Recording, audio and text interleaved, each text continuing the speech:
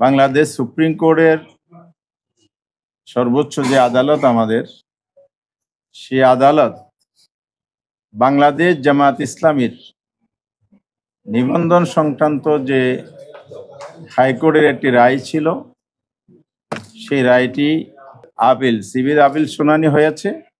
সেই প্রেক্ষিতে মহামান্য আদালত একটি রায় দিয়েছে। সে রায়ে নির্বাচন কমিশনকে বাংলাদেশ জামাত ইসলামীর নিবন্ধন রেস্টোর করা এবং পূর্বের অবস্থায় ফিরিয়ে দেয়া, অর্থাৎ 13 সালে যে রায়টা হাইকোর্ট দিয়েছিল এটা বাতিল করেছে এবং নির্বাচন কমিশনকে আদেশ দিয়েছে জামাতের নিবন্ধন এবং তার প্রাসঙ্গিক যত বিষয় আছে সব কিছু পূর্বের অবস্থায় নিয়ে যাওয়া। অর্থাৎ বাংলাদেশ জামাত ইসলামী 13 সালে রায়ের পূর্বে যেভাবে নির্বাচন কমিশনের নিবন্ধিত দল ছিল, বিগত ফ্যাসিস্ট সরকার অন্যায়ভাবে সেটা কেড়ে নিয়েছিল, আমরা সে অধিকারটা পেয়েছি।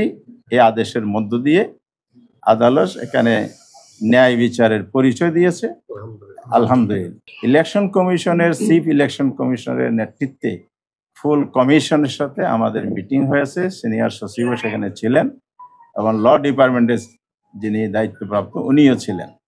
এই মিটিংয়ে এই আদালতের রায় এক্সিকিউশনের ব্যাপারে যে আমরা আবেদন করেছি ইলেকশন কমিশনের কাছে, সেটার উপরে ডিসকাশন হয়েছে। সেই প্রেক্ষিতে ওনারা আমাদেরকে পজিটিভলি রেসপন্স করেছেন এবং অফিসিয়াল প্রসিডিউর যতটুকু সময় লাগে ভেরি আর্লি এজ পসিবল এটা দ্রুত ওনারা কার্যকর করবেন বলে আমাদেরকে পজিটিভলি জানিয়েছেন। বিলম্ব না করে দ্রুত যাতে কার্যকর করে, দেশ জাতি সবাই এটার দিকে তাকিয়ে আছে।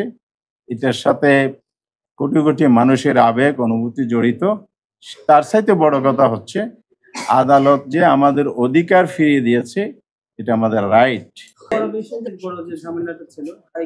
আপনারা লক্ষ্য করেছেন আদেশের মধ্যে বলা হয়েছে পূর্বের অবস্থায় ফিরিয়ে নিয়ে যাওয়া।